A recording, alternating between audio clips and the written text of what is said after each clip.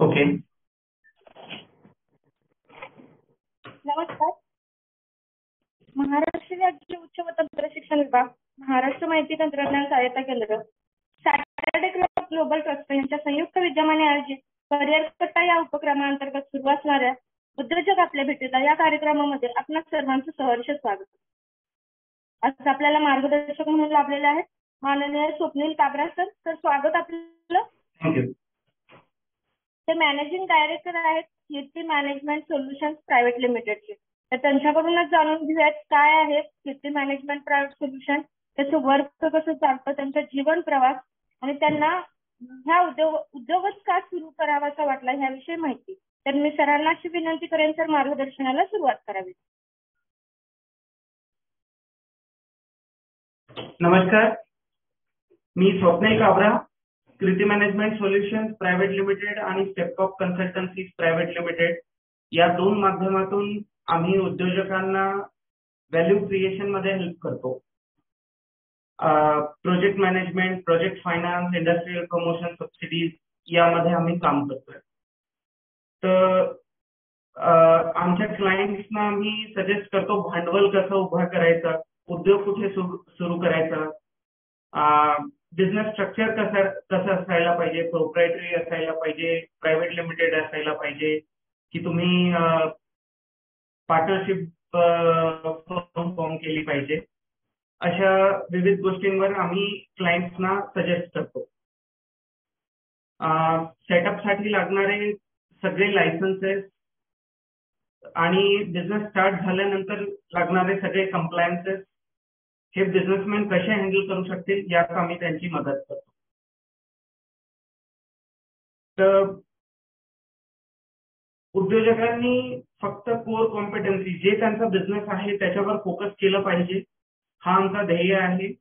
आणि जे उर्वरित भाग आहे, जे कंप्लायन्सेस आहे, जे गव्हर्नमेंट इन्सेंटिव्ह मिळवून द्यायचे, जे टॅक्सचे सगळे कंप्लायन्सेस करायचे आहे, रेग्युलेटरी फ्रेमवर्क मध्ये कसं बसवून द्यायचं आहे, हे सगळं आम्ही सगळ्या क्लायंट्सना रेडीमेड प्रोव्हाइड करतो. तर ते त्यांच्या बिझनेसवर फोकस करू शकतात. कारण कंप्लायन्सेस आता इज ऑफ डुईंग बिझनेस आपल्या इथे वाढतोय, पण कंप्लायन्सेस खूप जास्त आहेत आता पण. तर एक डिपार्टमेंट वेगळा एक स्टार्टअप सुरू करू शकत नाही, म्हणून आम्ही ही सर्व्हिस प्रोव्हाइड करतोय. तर आमचा एम आहे creating vision into value, turning your vision into value. Value creation साठी आम्ही हेल्प करतो. तर आता गेली 10 वर्ष आम्ही याच्यात काम करतोय. First procurement of finance, then compliance आणि लायसन्सेसवर कन्सल्टन्सी, आणि त्याच्यानंतर इंडस्ट्रियल प्रमोशन सबसिडी ज्या काही आहे ते आम्ही मिळवून देतो आमच्या क्लायंट्स. तर बेसिकली असं आहे की बिझनेसेस जे असतात, बिझनेस करण्यासाठी आयडियाज भरपूर लोकांकडे असतात, पण बिझनेस सुरू कसं करायचं, कुठनं करायचं, फायनान्स हा खूप मोठा मुद्दा असतो. तर फायनान्स बॅकग्राऊंड असल्यामुळे मी याच्यात सगळं स्टार्ट केलेलं आहे आणि आम्ही 150+ क्लायंट्सना आतापर्यंत सर्व्ह केलंय मागच्या 10 वर्षात.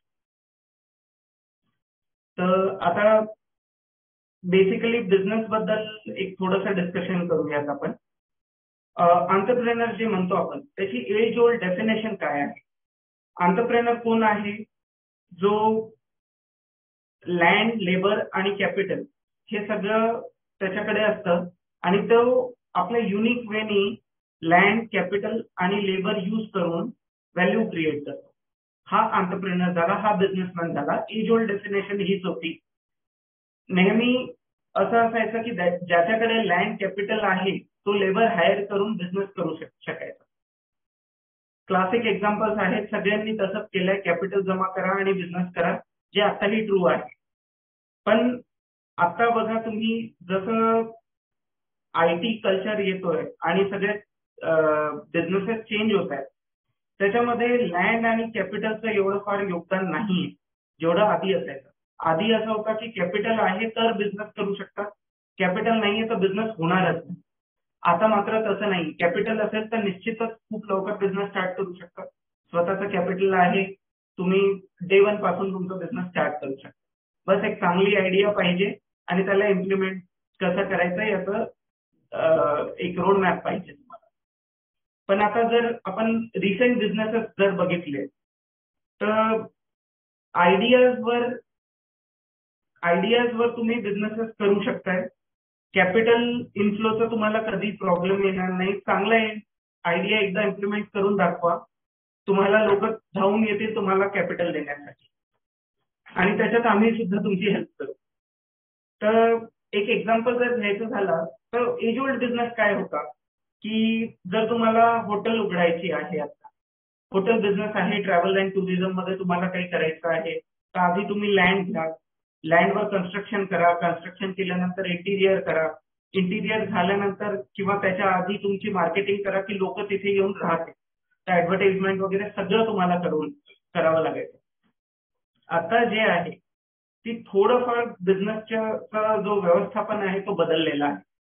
तुम्हाला असं गरज नाहीये की तुम्ही हॉटेल बनवा आणि तसं हॉटेल इंडस्ट्रीमध्ये एंटर करा. क्लासिक एक्झाम्पल वर्ल्ड वाईड जे दिलं जातं ते आहे एअरबीएनबी. आता एअरबीएनबी कदाचित सर्वांना माहिती असेल, नाही माहित तर मी सांगतो. 2007 मध्ये 2 रूममेट होते, त्यांना स्वतःचा रूमचा रेंट द्यायला पैसे नव्हते, स्ट्रगल करत होते. तर एके दिवशी असंच आयडिया आला त्यांना की आपलं जे रूम आहे ते मोठं आहे, वरती लॉफ्ट खाली आहे. तो लॉफ्टवर त्यांनी फक्त 3 एअर मॅट्रेसेस, हवावाल्या गाद्या ज्या असतात त्या टाकल्या त्यांनी. एका दिवसात वेबसाईट बनवली आणि एअर ब्रेड अँड ब्रेकफास्ट असा बिझनेस त्यांनी सुरू केला. आणि पहिले जे 3 कस्टमर होते त्याच्यातले एक इंडियन होता आणि 2 युएसचे होते. पहिल्याच दिवशी त्यांना कळालं की एकदम आपण 3 याच्यातनं सुरुवात केली आहे, याला आपण अजून पुढे घेऊन जाऊ शकतो. तर ते त्यांनी बिझनेस मॉडेल असं ठेवला की आपण आता स्वतःच्या रूम मध्ये तर लिमिटेशन आहे. त्यांनी जर डिसाईड केलं असतं की आपण हॉटेल बांधूयात किंवा मोठं प्रोजेक्ट करायचं आहे तर कॉस्ट खूप जास्त लागली असते. कोटी रुपये लागले असते एक हॉटेल बनवायला. आधी तर लँड, नंतर कन्स्ट्रक्शन, सगळं करायला खूप वेळ लागली असते. तर त्यांनी काय केलं, त्यांनी असं केलं की त्यांच्याकडे वेबसाईट ऑलरेडी होती. त्यांनी गेस्ट जे एका पर्टिक्युलर सिटीमध्ये रूम सीक करतायत त्यांना आणि ज्यांच्याकडे स्पेस आहे रेंट करायला त्यांना कनेक्ट करून द्यायला सुरुवात केली. तर असं करता करता 1 वर्षात त्यांनी कमवलं आणि सगळे गमवून बसले. 2008 मध्ये बँकरप्ट झाले होते सर. नंतर थोडंफार प्रयत्नांनी त्यांनी स्वतःला वर आणलं, परत इम्प्लिमेंट चांगल्या प्रकारे केलं. इन्शुरन्सेस वगैरे प्रोव्हाइड करायला लागले, लोकांना चांगली सर्व्हिस द्यायला लागले, ट्रेन करू लागले जे रेंट आउट करत होते स्पेसेस. 2009 मध्ये सिक्वोया कॅपिटलनी त्यांच्यासोबत एक $6 लाख इन्व्हेस्टमेंट स्टार्ट केली. तर 2009 पासून 2021 पर्यंत हे लोक बिझनेस करतायत. आणि आज हॉटेल इंडस्ट्रीमध्ये जर तुम्ही बघायला गेले तर मॅरियट कडे $25 बिलियन आज असेट आहे. मॅरियट आणि कम्पेअर मी जर एअरबीएनबी सोबत करतो किंवा Booking.com सोबत त्याचं व्हॅल्युएशन जर मी कम्पेअर करणार तर दोघांचं व्हॅल्युएशन $100 बिलियन प्लस झालेलं आहे. तर एक आयडिया आणि त्याची इम्प्लिमेंटेशन 11-12 वर्षात यांनी सगळं हे इम्प्लिमेंटेशन करून दाखवलेलं आहे. आणि असं नाहीये की खूप सारा कॅपिटल इनिशियली लावला. प्रोग्रामिंगचं नॉलेज होता त्यांना, प्रोग्रामिंग वरून वेबसाईट बनवली त्यांनी. एक आयडिया आली होती, ती इम्प्लिमेंट करत करत हळूहळू पुढे जात गेले.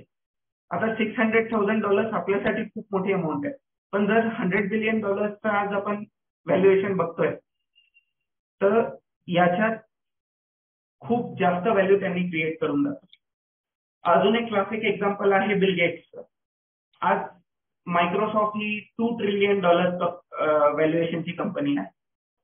तर यांनी व्हॅल्यू जी क्रिएट केली होती, बिल गेट्स जेव्हा अप्रोच झाले होते आयबीएमकडे, आयबीएमनी त्यांना ऑफर केली होती की तुम्ही आमच्या कम्प्युटरसाठी, आम्ही कम्प्युटर बनवतोय पण त्याला रन करण्यासाठी आपल्याकडे ऑपरेटिंग सिस्टम नाही, तर तुम्ही आम्हाला ऑपरेटिंग सिस्टम बनवून द्या. ऍडव्हान्सचा चेक घेऊन आले बिल गेट्स आणि त्यांच्याकडे एकही आयडिया नव्हती की ऑपरेटिंग सिस्टम हा प्रोडक्ट रेडी नव्हता त्यांच्याकडे. एक वेग आयडिया होती की असं कम्प्युटर चालू शकतं, पण ऑपरेटिंग सिस्टम त्यांच्याकडे नव्हती. हे झाल्यानंतर, ही डील साईन झाल्यानंतर त्यांनी एक छोटी कंपनी होती SCP म्हणून, त्यांच्याकडनं डॉस ही ऑपरेटिंग सिस्टम विकत घेतली. त्याचे सगळे राईट, पेटंट सगळे यांनी विकत घेतले त्यांच्याकडे.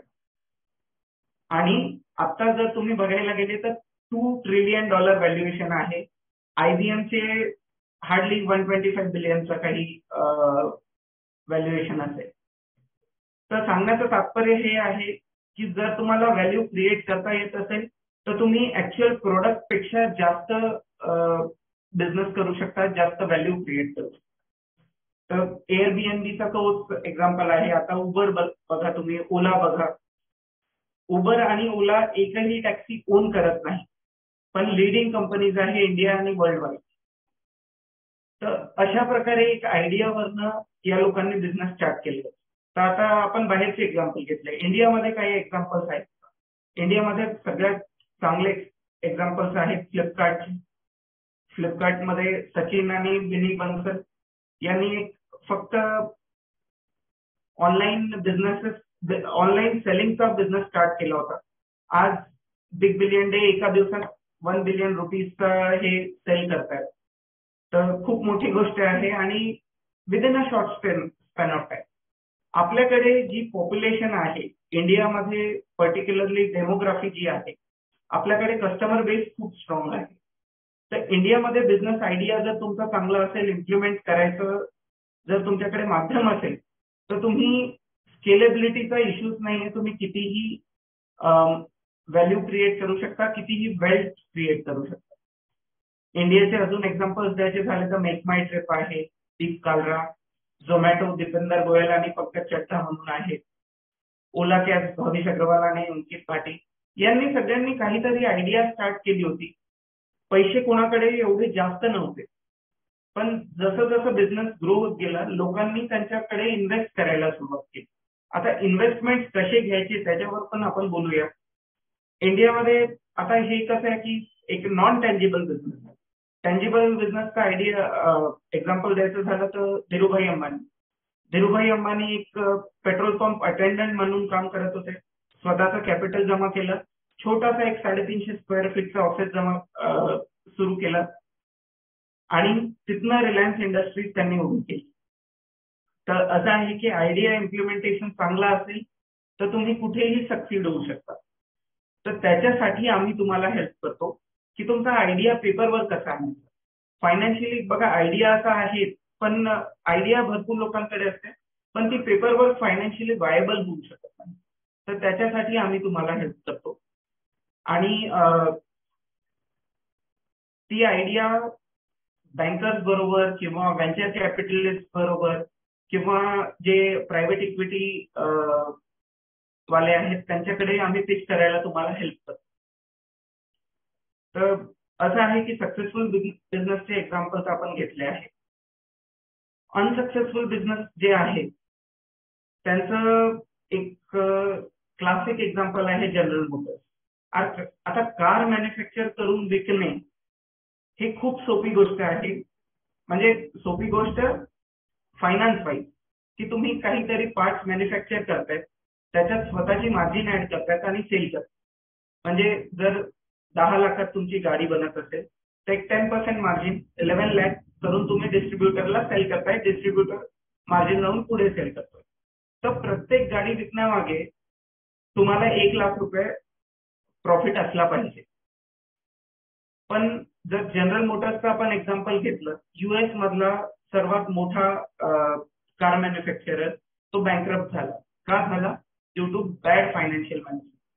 पैसे कुठनं घ्यायचे, कसे घ्यायचे, कशा वेळात इम्प्लिमेंट करायचं शेड्यूल, हे सगळं चुकलेलं होतं त्यांचं. बॅड फायनान्शियल मॅनेजमेंटमुळे ते बँकरप्ट झाले. सो बेसिकली बिझनेसमध्ये तुम्हाला जर सक्सेसफुल व्हायचं असेल तर फायनान्सचं नॉलेज मस्त आहे. फायनान्स तुम्हाला नाही तर तुमच्या सोबत जे फायनान्स साठी तुम्हाला हेल्प करतायत, बीट कन्सल्टंट, बीट तुमचे एम्प्लॉई, ते परफेक्ट असले पाहिजे. फायनान्स बरोबर ऑपरेशन्स अँड मार्केटिंग हे कोर कॉम्पिटन्सीज आहेत बिझनेसच्या. याच्यावर कधीच कॉम्प्रोमाइज करायचं नाही, बिझनेस सक्सेसफुल होऊ शकतो. तर ऑपरेशन्स युजली स्वतः ऑपरेशन्स जे बघतात तेच सक्सेसफुल बिझनेसमॅन. असं नाहीये की मी फायनान्स माझ्या कॅपिटल आहे माझ्याकडे, मी सगळ्या लोकांना हायर करतो आणि मी बिझनेस स्टार्ट करू शकतो. त्याच्यापेक्षा इफेक्टिव्ह वे हा आहे की तुम्ही स्वतः ऑपरेशन्स बघा, इनिशियली तरी स्वतः बघा, एक सिस्टम लावा, त्याच्यानंतर लोकांना हायर करत जा.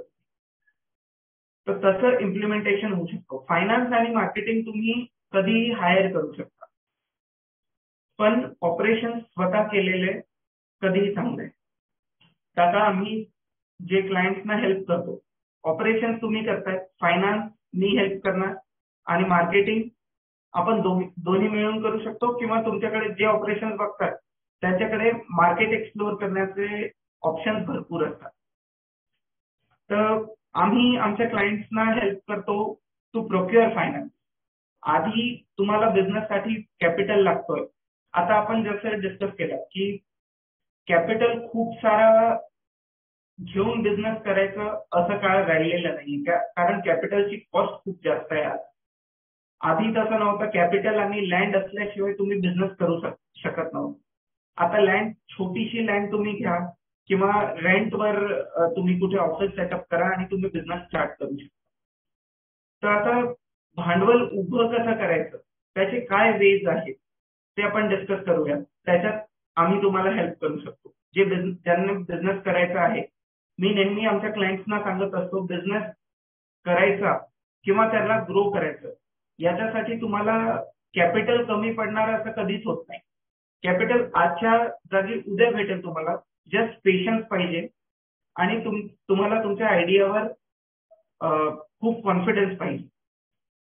आणि जर तुम्ही इम्प्लिमेंट ऑलरेडी केलेला आहे आयडिया, तर तुम्हाला पैसे देण्यासाठी bankers, private equity, venture capitalist सगळे लाईन लावून थांबते. पण तेच आहे स्ट्रगलिंग फेज जे आहे तुमच्या बिझनेसचं, इनिशियल 2-3 वर्ष असतं. तर आता भांडवल जेव्हा तुम्ही कॅपिटल रेज करता बिझनेससाठी, त्याचे काय काय वेज आहेत. एक तर तुम्ही सरळ लोन घेऊ शकता, बँकेकडनं लोन घ्यायचं किंवा मित्रांकडनं किंवा फॅमिलीकडनं लोन घेऊ शकता, स्वतःचं कॅपिटल यूज करू शकता, किंवा व्हेंचर कॅपिटलिस्ट आहे, प्रायव्हेट इक्विटी फंड मॅनेजर्स आहेत, ते तुम्हाला लोन इक्विटी देऊ शकतात. ते इक्विटी देताना तुमच्या बिझनेसमध्ये पार्टनर होतात. तर जेव्हा तुम्ही बिझनेसमध्ये पार्टनर घेताय, तर स्ट्रॅटेजिक पार्टनर, त्याच्याबद्दल आपण बोलूया. आणि अजून एक सोर्स ऑफ फायनान्स आहे मायक्रो फायनान्स आणि क्राऊड फंडिंग. क्राऊड फंडिंग एवढं पॉप्युलर नाही आहे अजून इंडियामध्ये, पण यू बिईंग यंग जनरेशन, तुम्ही आता जसं बिझनेस सुरू करणार पुढच्या 2-3 वर्षात, तर क्राऊड फंडिंग ही तुमच्यासाठी खूप चांगला ॲव्हेन्यू आहे फंड रेज करायचा. बघा, क्राऊड फंडिंग ही आहे की तुम्ही 100 लोकांना आपली बिझनेस आयडिया सांगितली, तुम्हाला ₹1,00,000 गरज आहे, सगळ्यांकडनं 1,000 रुपये मिळाले तुम्हाला, 1,000 रुपयावर रिस्क कोणाचा काहीच नाहीये आणि तुमचा एक बिझनेस स्टार्ट होतो आणि तुम्ही त्या ₹1,00,000 1 कोटीची व्हॅल्यू क्रिएट करू शकता. तर ज्यांनी इन्व्हेस्ट केले आहे तुमच्या बिझनेसमध्ये पैसे, त्यांना रिटर्न पण हँडसम भेटतो. आणि जर तुम्ही सक्सेसफुल नाही झाले बिझनेसमध्ये, तर लॉस पण खूप कमी आहे लोकांचा. एकदम खूप सारे पैसे बुडणार असं नाही.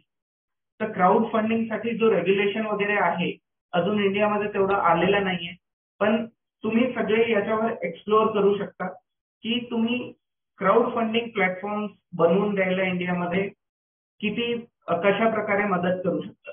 म्हणजे एक बिझनेस आयडिया हा पण आहे की लोकांना फायनान्स लोकांकडनं करून द्यायचं आहे, without Bing listed on BSE और NSE.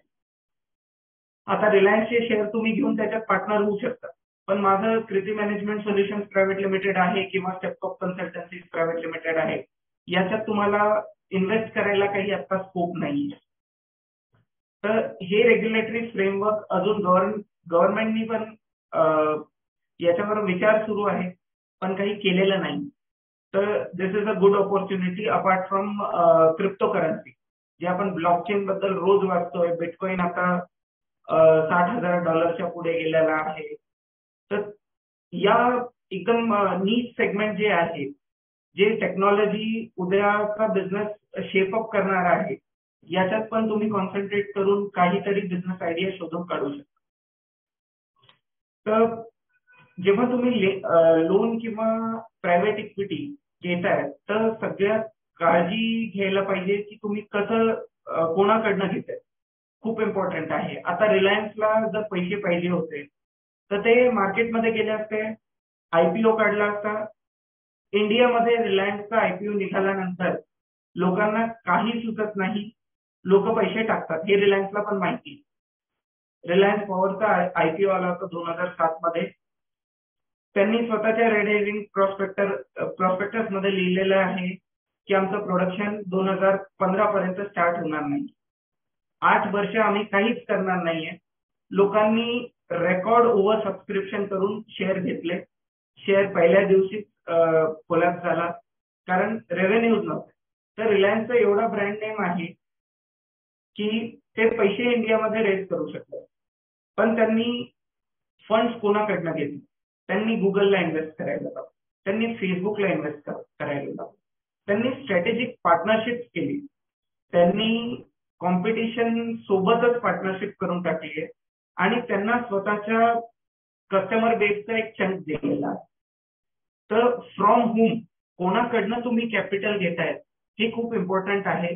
रिलायन्स सारखी मोठी जे 10 लाख कोटीचं ज्याचं व्हॅल्युएशन आहे, ते सुद्धा स्वतःच्या कॅपिटल कोणाकडनं घ्यायचं आहे ते विचार करतात. तर तुम्ही पण विचार करायला पाहिजे. बीट 50,000, बीट 1 लाख, अशा लोकांकडनं कॅपिटल घेतलं जे 1 वर्षानंतर तुमच्या फॅक्टरीवर किंवा शॉपवर किंवा ऑफिसमध्ये येतील आणि सांगतील की आज तुमचं तर टर्नओव्हर मला काही दिसत नाहीये, तर माझे पैसे परत करा. तर तुम्ही आता काहीतरी कॅपिटल गुड्स मध्ये इन्व्हेस्ट करून बसल्या, तर पैसे परत काढायला तुम्हाला सगळं विकावं लागतं. तर अशा लोकांकडनं पैसे कधीच घ्यायचे नाही, जे खूप घाई करतील तुमच्या मागे.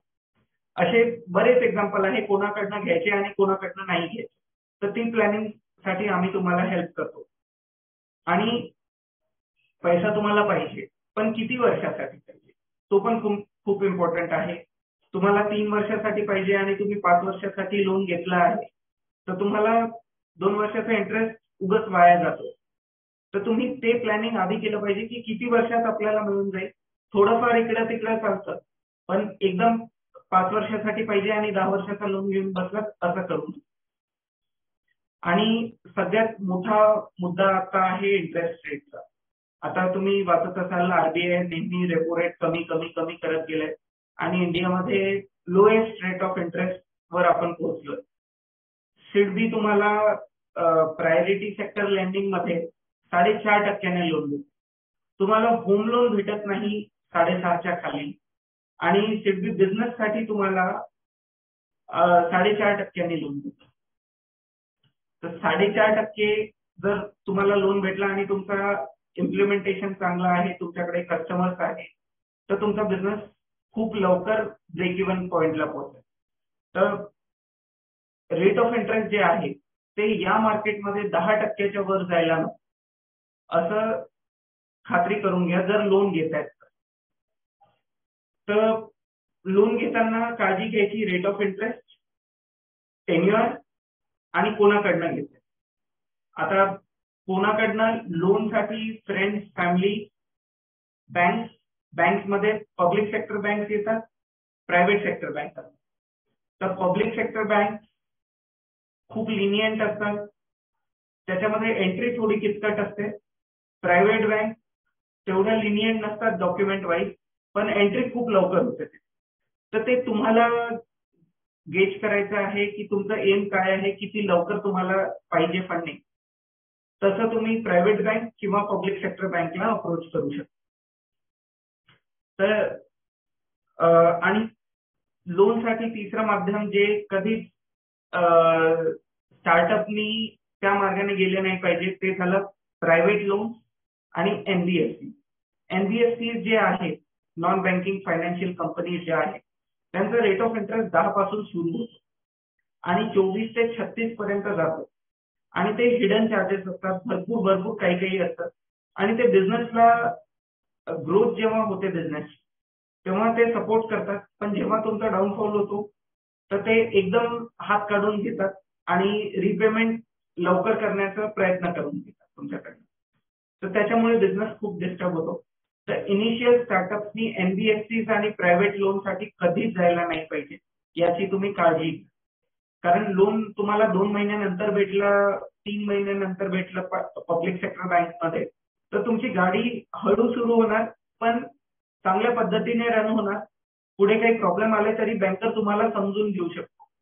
असा बँकर निवडा जो तुम्हाला समजून घेऊ शकतो. अशा बँकरकडे जाऊ नका जे घाई करतील आणि तुम्हाला प्रॉब्लेम मध्ये आहे. नेक्स्ट झालं फंडिंग कशासाठी पाहिजे तुम्हाला. आता लोन प्रोक्युअरमेंट तुम्ही प्रायव्हेट इक्विटी करतायत, व्हेंचर कॅपिटलिस्ट कडनं घेतायत, स्ट्रॅटेजिक इन्व्हेस्टमेंट घेतायत, काही प्रॉब्लेम नाही. पण गोल काय आहे फंडिंगचा. लेट्स से मला एक पेन मॅन्युफॅक्चरिंग सुरू करायचं आहे, तर मी रिफिल बाहेरनं घेतोय पण मला इंजेक्शन मोल्डिंगसाठी एक प्लास्टिकची मशिनरी पाहिजे जी इंजेक्शन मोल्डिंगसाठी यूज होते. तर त्याच्यासाठी जर मी फंडिंग घेतोय तर मी लेट्स से 20 लाखाची मशिनरी होती, मला 15 लाख बँक फायनान्स करते, मी 15 लाख घेतले आणि त्या मशिनरीसाठी यूज केले. पण काही लोक काय करतात, इन्फ्लेट करतात की 25 लाख कोट करतात, 20 लाख बँकेकडनं घेतात, 5 स्वतःचे टाकतात आणि 5 स्वतःकडे ठेवतात फॉर सम रिझन की पुढे लागतील मग. तर goal for funding is very important की तुम्ही कॅपिटल जेव्हा रेज करताय ते कशासाठी आहे एकदम स्पेसिफिक पाहिजे. कारण असं आहे की ओव्हर फंडिंग पण खूप डेंजरस आहे. तुम्ही नीरव मोदीचा एक्झाम्पल घ्या की तुम्ही विजय माल्याचा एक्झाम्पल घ्या. तुम्हाला 1 रुपयाची गरज आहे, तुम्ही 10 रुपये भेटतायत म्हणून घेताय, ते खूप डेंजरस ठरू शकतं तुमच्यासाठी. 1 रुपयाची गरज आहे, 75 पैसेच घ्या. कारण तुम्हाला चिकाटीने बिझनेस करायला शिकावं लागेल. 1 रुपयाची गरज आहे आणि तुम्हाला 2 रुपये भेटले तर तुम्ही खूप इझिली स्पेंड करून टाकतात त्या मनीला. पण तुम्ही हे तेव्हा विचार होत नाही की याला जो आपण फायनान्स घेतोय त्याला खूप मोठी कॉस्ट आहे, ती आपल्याला रिपे करायची. तुमचं काम जर 1 रुपयाच्या लोनवर झालं असतं त्याच्यावर तुम्हाला 10 पैसे इंटरेस्ट लागला. तेवढी तुम्ही जर 10 रुपये घेतले आहे तर 1 रुपयाचा इंटरेस्ट लागेल तुम्हाला. त्या 90 पैशाची जी प्रॉफिटेबिलिटी आहे ती तुम्हाला मेक ऑर ब्रेक करू शकते. तर गरज आहे तेवढंच फायनान्स घ्यायचं हे नेहमी लक्षात ठेवा. अजून टाइम जे आहे कॅपिटल रेज करायची, एकदा स्वतःच्या भांडवलावर किंवा छोट्या भांडवलावर एक बिझनेस तुम्ही सुरू करून बघा आणि नंतर रेज करा. आणि कॅपिटल कधी रेज करायचा. एक बिझनेस आहे, मी ट्रेडिंग बिझनेस मध्ये जर सुरू केला तर 10 लाखाच्या कॅपिटल मध्ये सुरू करून माझा 1 कोटीपर्यंत मी टर्नओव्हर एका वर्षात जर घेऊन गेलो तर आता मला वाटतं की माझ्याकडे ऑपॉर्च्युनिटी आहे की मी याला 2 कोटी, 5 कोटी किंवा 10 कोटीवर घेऊन जाऊ शकतो. तर 10 लाखाच्या इन्व्हेस्टमेंटवर जर मी 1 कोटी रेव्हेन्यू रीच केला आहे तर जेव्हा मी फंडिंग सीक करणार, आता माझ्या फंड्सवर अजून मी बिझनेस करू शकत नाही, तर बाहेरनं जेव्हा मला फंडिंग घ्यायची आहे तर ती त्या पॉइंटला असायला पाहिजे की स्वतःचा कॅपिटल आता एक्झॉस्ट झालेला आहे किंवा रनिंग सायकलमध्ये आहे, तरच बाहेरनं कॅपिटल घ्यायचं. नाही तर स्वतःच्या कॅपिटलवर अजून एफिशियंटली कसं काम करता येईल ते बघायचं. आता याच्यात प्रोजेक्ट मॅनेजमेंट खूप इम्पॉर्टंट आहे. त्याच्यात टेक्निकल आणि फायनान्शियल फिजिबिलिटी तुम्हाला बघायची आहे. टेक्निकल फिजिबिलिटी आहे की मार्केट सर्वे करून घ्या आधी बिझनेस करण्याच्या आधी की तुमच्याकडे सोल्युशन आहे प्रॉब्लेमचं. एक्झिस्टिंग बिझनेस जे आहे, आयडिया जर तुम्हाला ट्रेडिंग करायचं आहे किंवा काही मॅन्युफॅक्चरिंग करायचं आहे, एक्झिस्टिंग प्रोडक्ट आहे त्याचं मार्केट रेडीमेड असतं. पण आपण जे इनोव्हेटिव्ह आयडिया आपल्याकडे असते कधी, तर आपल्याला ती खूप इनोव्हेटिव्ह वाटत असते पण मार्केटमध्ये त्याचा एक कस्टमर बेस तयार झालेला नसतो. कदाचित कस्टमर बेस तयार करताना तुम्हाला रिअलाइज होतं की जर आपण विदाउट कस्टमर बेस गेलो असतो या बिझनेसमध्ये तर आपण फेल झालो असतो. तर सगळ्यात आधी मार्केट सर्वे करून घ्या तुमच्या प्रोडक्टचं. मग रॉ मटेरियलची अवेलेबिलिटी कशी आहे, तुमचा जो मार्केटिंग बिझनेस एरिया आहे तो कुठे आहे, ट्रान्सपोर्टेशन कॉस्ट कशी लागणार आहे, तुम्ही तुमचं प्रोडक्ट कशा प्रकारे मार्केटपर्यंत पोहोचवताय हे खूप इम्पॉर्टंट आहे. तर त्याला म्हणतात TEV स्टडी करतात लोक, टेक्नो इकॉनॉमिक व्हायबिलिटी. तर टेक्निकल व्हायबिलिटी झाली की मार्केट सर्वे पूर्ण करायचा, आपला प्रोडक्ट कसा आहे. आता एक्झाम्पल घेऊयात आपण केकचं मॅन्युफॅक्चरिंग. जर आपण फ्रूट केक्स विकतोय, इनिशियली पार्ले बिस्किट विकत होता, आता केक्स मध्ये पण आले हे लोक. बेकरी प्रोडक्ट्स मध्ये सगळे द्यायचे. आधीचे केक्स जे होते ते आज बनवलं आणि 2 दिवसात एक्सपायर होते. आता जे केक येत आहेत ते 30 दिवसाची शेल्फ लाईफ आहे. तर हे 30 दिवसासाठी एक्सपायर होत नाही.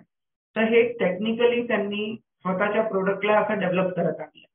तर हे जर तुम्ही इनिशियली स्टडी करणार, तुम्हाला सेल करायचा आहे प्रोडक्ट आणि तो कशा प्रकारे मार्केटमध्ये सर्व्हाइव्ह होऊ शकतो त्याच्यावर आधी स्टडी करू. टेक्निकल पार्ट झालं, त्याच्यानंतर इकॉनॉमिक व्हायबिलिटी इज व्हेरी इम्पॉर्टंट. तुम्ही स्वतःचा पैसा सुद्धा टाकतायत. तर आता फायनान्शियल मॅनेजमेंट म्हणून तुम्हाला सब्जेक्ट असतो सगळ्यांना पोस्ट ग्रॅज्युएशन मध्ये तरी असतो. तर फायनान्शियल मॅनेजमेंट मध्ये IRR म्हणून एक कॉन्सेप्ट असतो. IRR म्हणजे इंटरनल रेट ऑफ रिटर्न.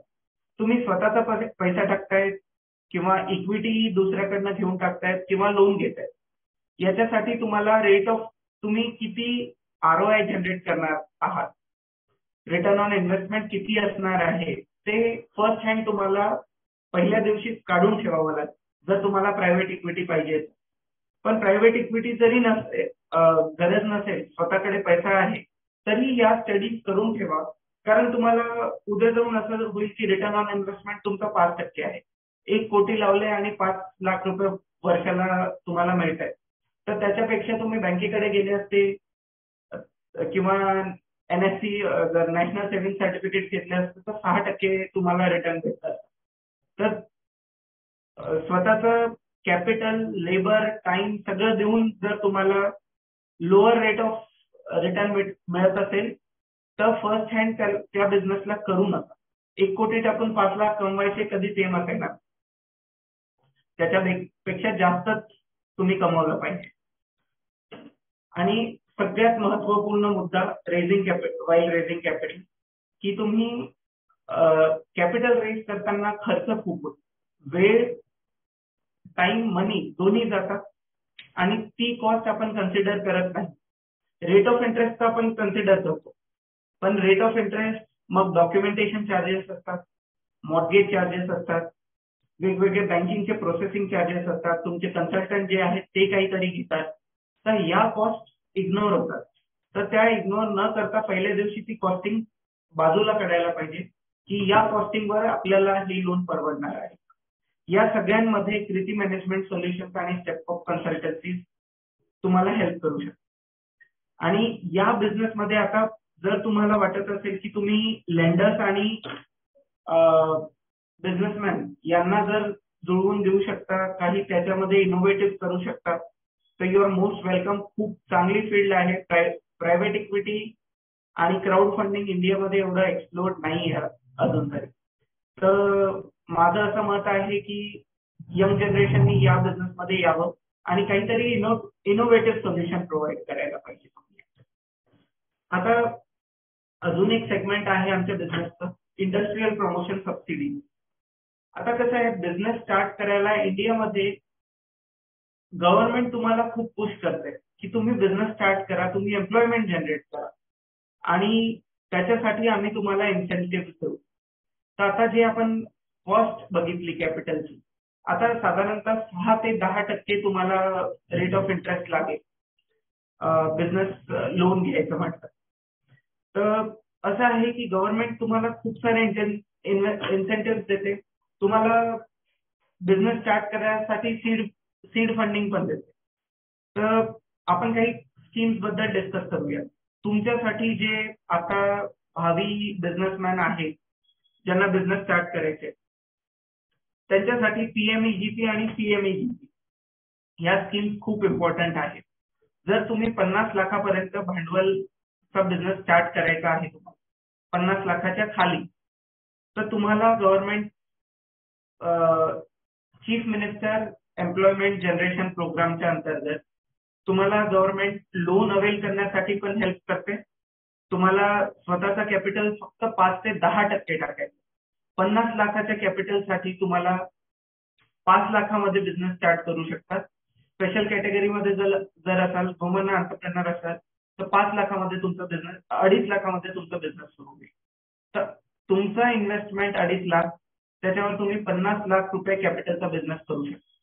ते कसं? 5 लाख तुम्ही टाका, बँक तुम्हाला 95% लोन देईल, किंवा 10% तुम्ही टाका, बँक तुम्हाला 90% लोन देईल. तर या स्कीम अंतर्गत तुम्ही डीआयसी मध्ये अप्रोच करायचं आहे, सँक्शन घ्यायचं आहे त्यांच्याकडनं, बँकेला अप्रोच करायचं आहे, बँकेकडनं सँक्शन घ्यायचं आहे आणि तो प्रोजेक्ट नंतर तुम्ही इम्प्लिमेंट करू शकता. याच्यासाठी तुम्हाला जर लँड घ्यायची आहे, मशिनरी घ्यायची आहे किंवा वर्किंग कॅपिटल सुद्धा पाहिजे तरी या स्कीम मध्ये तुम्ही फिट होता. तर या स्कीम मध्ये असं आहे की बँक लोन जर तुम्ही अवेअर आहात तर बँक कधीच तुम्हाला ऍसेटच्या 75% वर कधीच लोन देत नाही. तर लँड, बिल्डिंग, मशिनरी जर तुम्हाला 1 कोटीची लँड, बिल्डिंग, मशिनरी घ्यायची आहे, 25 लाख स्वतः टाकावं लागतं. तर बँकेचं या स्कीम अंतर्गत पण 25% आहे. पण गव्हर्नमेंट ऑफ इंडिया आणि गव्हर्नमेंट ऑफ महाराष्ट्राच्या 2 स्कीम्स आहेत ज्याच्यात तुम्हाला 15% ते 35% सबसिडी भेटते. Depends on your social category, depends on the area you are establishing in your business. तर मी जसं सांगितलं होतं की जर तुमच्याकडे बिझनेस आयडिया आहे तर आधी एक्सप्लोअर करा की टेक्निकल कुठे हे फिजिबल असेल. आता तुम्ही शुगर केन फॅक्टरी जर विदर्भ मराठवाड्यामध्ये लावली तर शुगर केन तिथे तेवढं नाहीये. तेच पश्चिम महाराष्ट्रामध्ये तुम्ही आलात तर पाणी पण आहे, शुगर केन पण आहे, तुम्ही इझिली शुगर प्रोड्यूस करू शकता. तर ही टेक्निकल फिजिबिलिटी तर तुम्ही बघा, सोबत हे बघा की सबसिडी कुठे जास्त भेटत आहे आणि तुम्हाला ते फिजिबल आहे. सबसिडी जर मला जास्त भेटत असेल माझ्या होमटाऊन मध्ये आणि ट्रान्सपोर्टेशन कॉस्ट तेवढा नाहीये तर तुम्ही तिथे एम्प्लॉयमेंट जनरेट करा. पुण्यात तसं बघायला गेलं तर ए झोन मध्ये, डेव्हलप्ड एरियामध्ये जर तुम्हाला करायचं आहे तर तुम्हाला कॉस्ट पण जास्त लागतात, इन्सेंटिव्ह पण तेवढे नाहीये, लेबरचा कॉस्ट पण जास्त. जर तुम्ही इंटिरियर भागामध्ये गेला तर सबसिडी पण जास्त आहे, लँड, लेबर सगळ्यांचा कॉस्ट कमी आहे. ओके, तर पीएमईजीपी, सीएमईजीपी या स्कीम्स वाटल्यास लिहून ठेवा आणि जर बिझनेस स्टार्ट करायचा आहे तर या स्कीम्स अंतर्गत जे काही फायदा तुम्ही घेऊ शकता ते फायदा तुम्ही घेण्याचा प्रयत्न 100% करा. याच्याशिवाय पुढे जाऊच नका, कारण गव्हर्नमेंट तुम्हाला ऑफर करते की तुम्ही जर बिझनेस करत असाल आणि एम्प्लॉयमेंट जनरेट करताय, तुम्ही आता बिझनेस सुरू केल्यानंतर एक 10 लोक तरी तुमच्या भरोश्यावर त्यांचं जीवन असेल सगळं, तर तुम्ही त्यांना सॅलरी देताय तर गव्हर्नमेंट त्याच्यासाठी तुम्हाला इन्सेंटिव्ह देते. तुम्ही एक रिस्क घेताय बिझनेस करून, तुम्ही एक रिस्क घेताय, धाडस करतायत की मी बिझनेस करणार आहे आणि लोकांना एम्प्लॉयमेंट देणार आहे. तर त्याच्यासाठी गव्हर्नमेंट जेव्हा तुम्हाला इन्सेंटिव्ह देते तर तुम्ही 100% घ्यायला पाहिजे. ओके, तर पीएमईजीपी, सीएमईजीपी याच्यात 15 ते 35% तुम्हाला कॅश सबसिडी आहे.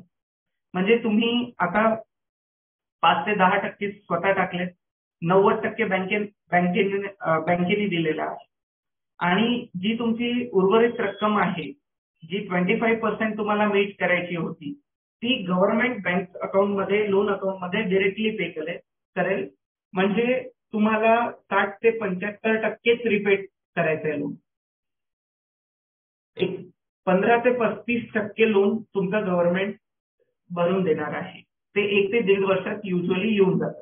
त्याचा इंटरेस्ट फक्त तुम्हाला बेअर करावं लागतं तेवढ्या पिरियड, आणि ती काही मोठी गोष्ट नाहीये, कारण तुम्ही एक 5 लाखावर 50 लाखाचा बिझनेस करताय तर तुम्हाला जे सीड फंडिंग भेटलंय गव्हर्नमेंटचं, हे जे 20% होतं ते सीड फंड आहे गव्हर्नमेंटचं. तर तुम्ही या स्कीमचा 100% लाभ घ्या. दुसरी जी स्कीम आहे ते पॅकेज स्कीम ऑफ इन्सेंटिव्ह आहे, जे मॅन्युफॅक्चरिंग मध्ये आहे, फक्त मॅन्युफॅक्चरिंग साठी आहे आता ही स्कीम. तर पॅकेज स्कीम ऑफ इन्सेंटिव्ह अशी आहे की याचा झोन, वेगवेगळे झोन आहे.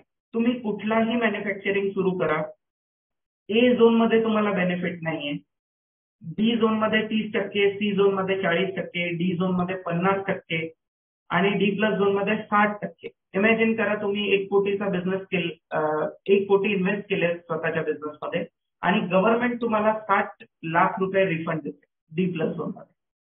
तर आता ए बी सी डी आणि डी प्लस झोन झाले, याच्यात 60% पर्यंत सबसिडी आहे.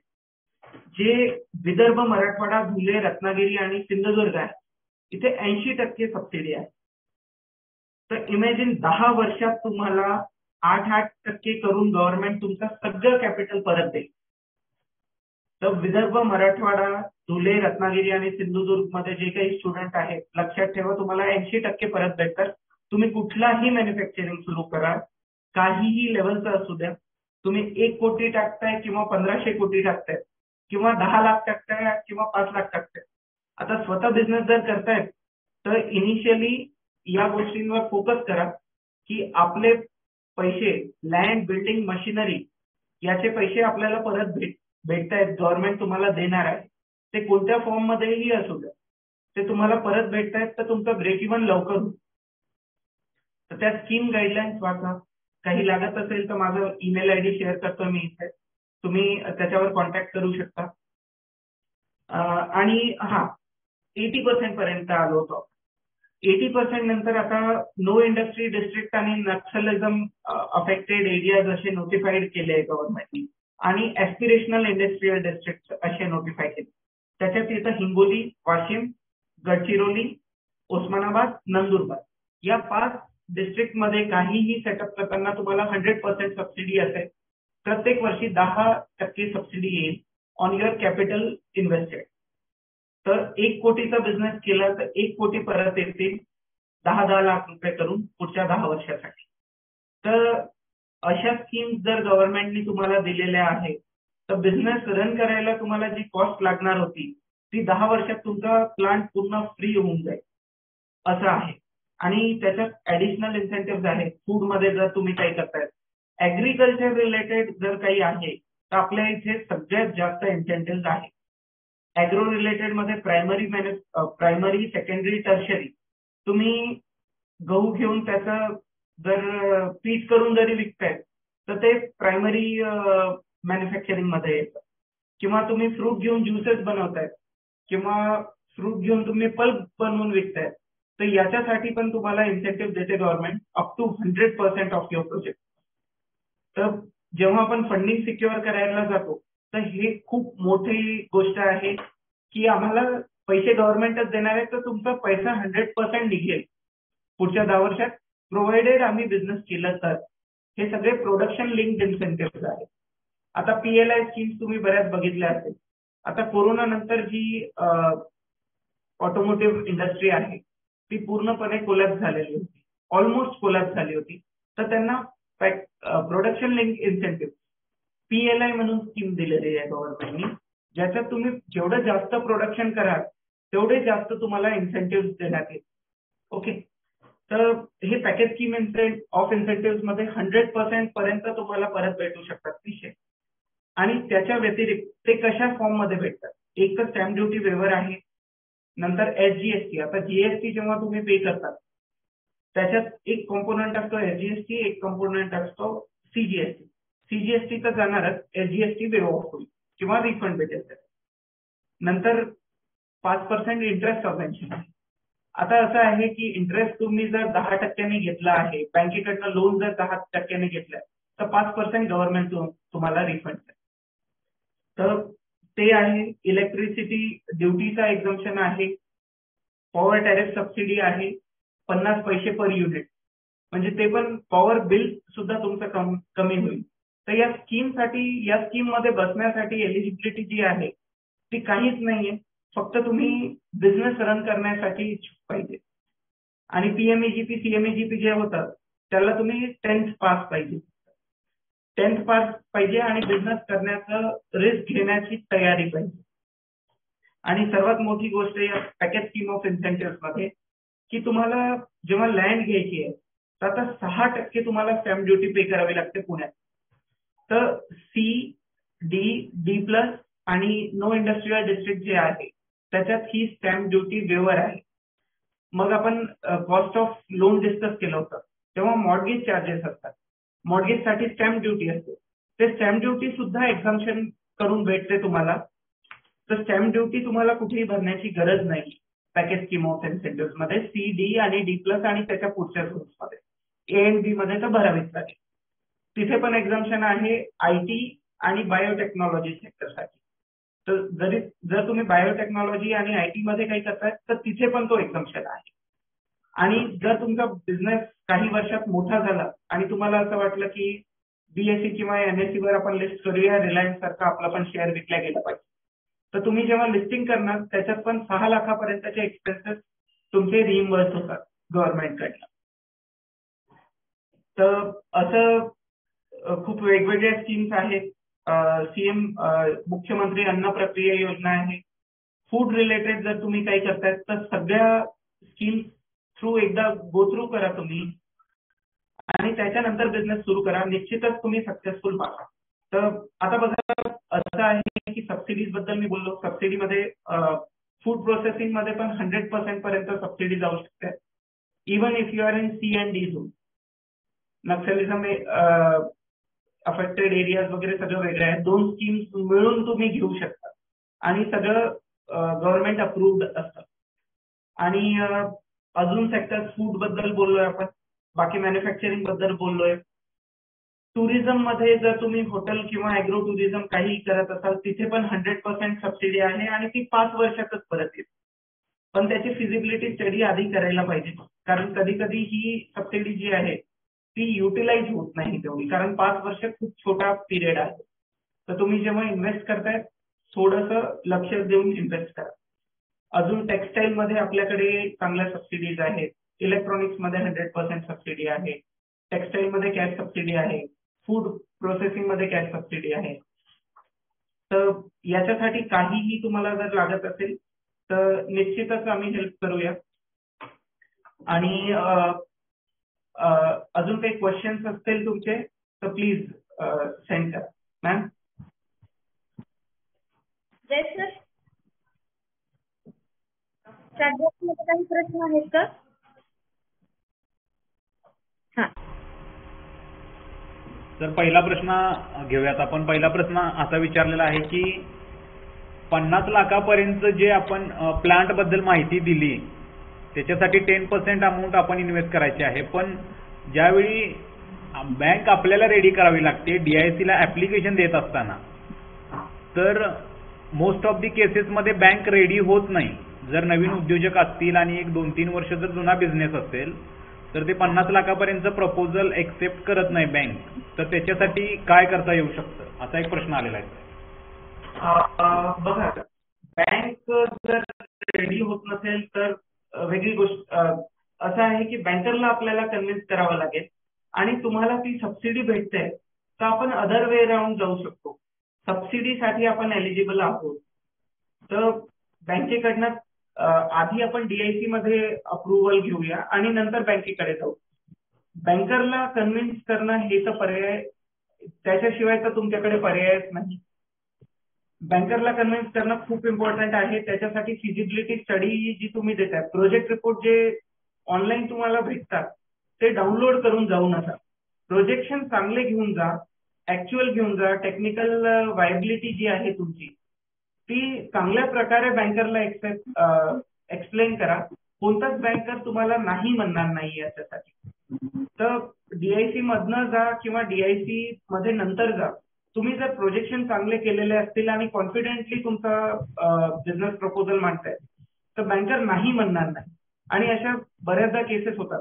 बघा कसं आहे, बँकरला पण बँकेला सेफगार्ड करायचं असतं आणि तुम्हाला बिझनेस सुरू करायचा असतं. तर युजली काय होतं की टसल निर्माण होतो आणि खूप कंप्लेंट्स पण होतात. हे सर आमच्याकडे पण कंप्लेंट्स येतात की आम्ही अप्रोच झालो आणि त्यांनी नाही सांगितलं.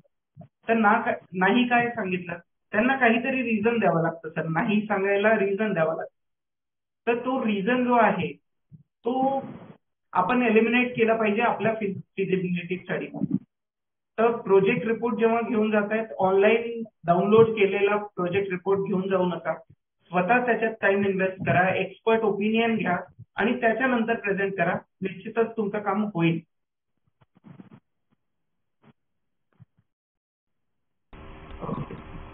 पुढचा एक प्रश्न असा विचारलेला आहे की आपण जी सबसिडी सांगितली, सबसिडी अमाऊंट 20%, 25% किंवा 35% असेल, तर त्याला 3 वर्षाचा लॉक इन पिरियड असतो. म्हणजे गव्हर्नमेंटने ती सबसिडी आपल्या अकाउंटला जमा केल्यानंतर आपण 3 वर्ष ती यूज करू शकत नाही, किंवा 3 वर्षात जर आपला बिझनेस लॉस मध्ये गेला आणि आपण बंद केला तर आपल्याला ती सबसिडी भेटत नाही, ती आहे तशी गव्हर्नमेंटकडे रिटर्न जाते. याच्याविषयी थोडं क्लॅरिफिकेशन द्या.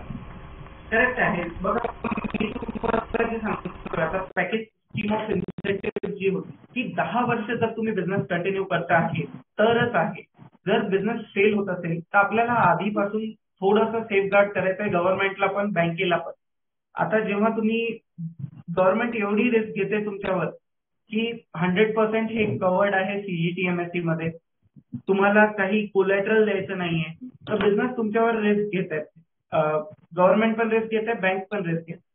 तर त्याला सेफगार्ड करण्यासाठी जे काही आहे, आता हे PMEGP CMEGP मध्ये पण आहे आणि पॅकेज स्कीम ऑफ इन्सेंटिव्ह मध्ये पण आहे.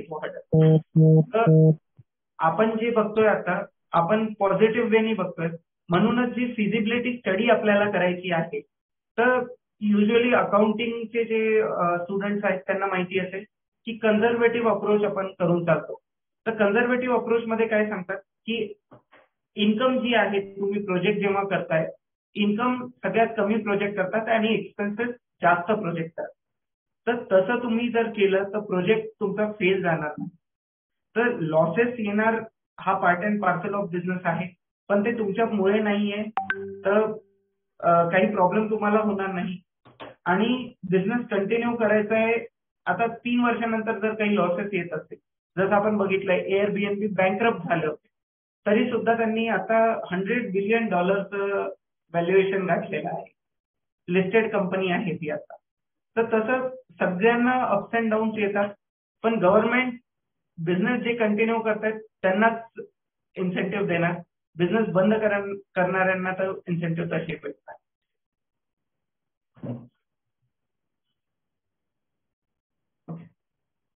पुढचा एक प्रश्न असा आलेला आहे सर की जी सबसिडी मिळते आपल्याला, जी सबसिडी अमाऊंट आहे, एक 50 लाख रुपयाच्या बिझनेससाठी जर 35% ऍप्लिकेबल असेल तर ते 35% ऍट अ टाइम अकाउंटमध्ये जमा होतात का, कसं, त्याला काय पिरियड असतो?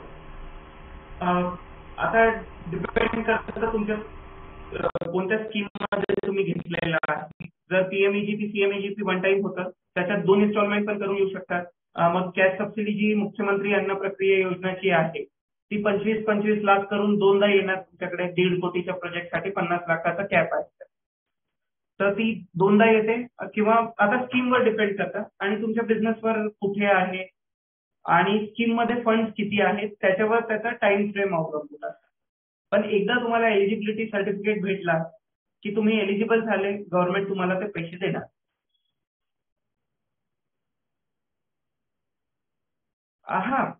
पॅकेज स्कीम ऑफ इन्सेंटिव्ह बी आणि सी झोनला 7 वर्ष आहे हे, आणि बाकी झोन्सला 10 वर्ष आहे.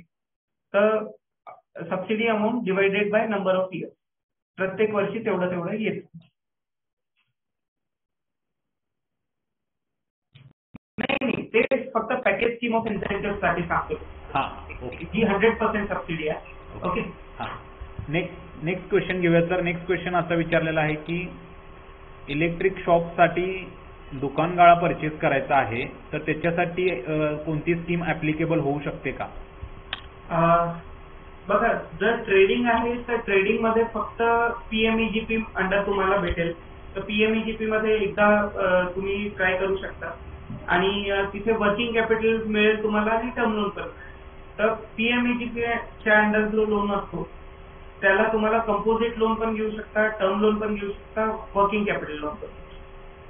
तर एलिजिबिलिटी तर ट्रेडिंग मध्ये PMEGP किंवा CMEGP आहे. मॅन्युफॅक्चरिंग जर तुम्ही काही करताय तर त्याच्यात भरपूर स्कीम. PMEGP आणि CMEGPचं लिमिट सर? लिमिट त्याचं 50 लाखाचं प्रोजेक्ट कॉस्ट, त्याच्यावर नाही. दोन्हीलाही? दोन्हीला. ठीक ठीक. आणि 10 लाख मिनिमम इन्व्हेस्टमेंट. आणि मिनिमम लोन किती घेऊ शकतोय सर आपण ह्या दोन्ही स्कीम अंडर? मिनिमम तुम्हाला जे लोन घ्यायचं ते तुम्ही मिनिमम घ्या. मॅक्सिमम लोन मी जसं सांगितलं 95% वर तर जाणारच, 75% वरच जात नाही बँक, पण या स्कीम मध्ये तुम्हाला 95% पर्यंत.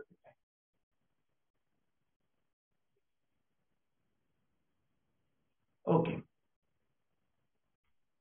थँक्यू टीम करिअर कट्टा इन्व्हाइट केल्याबद्दल. थँक्यू जय सर, आणि थँक्यू सर करिअर कट्ट्यावर येऊन एवढं छान मार्गदर्शन केलं त्याबद्दल करिअर कट्ट्याच्या वतीने मी आपली खूप खूप आभारी आहे. धन्यवाद. उपस्थित सर्व शिक्षक, समन्वयक आणि विद्यार्थी यांचे आभार म्हणून कार्यक्रम संपला असं जाहीर करते. जय हिंद, जय महाराष्ट्र.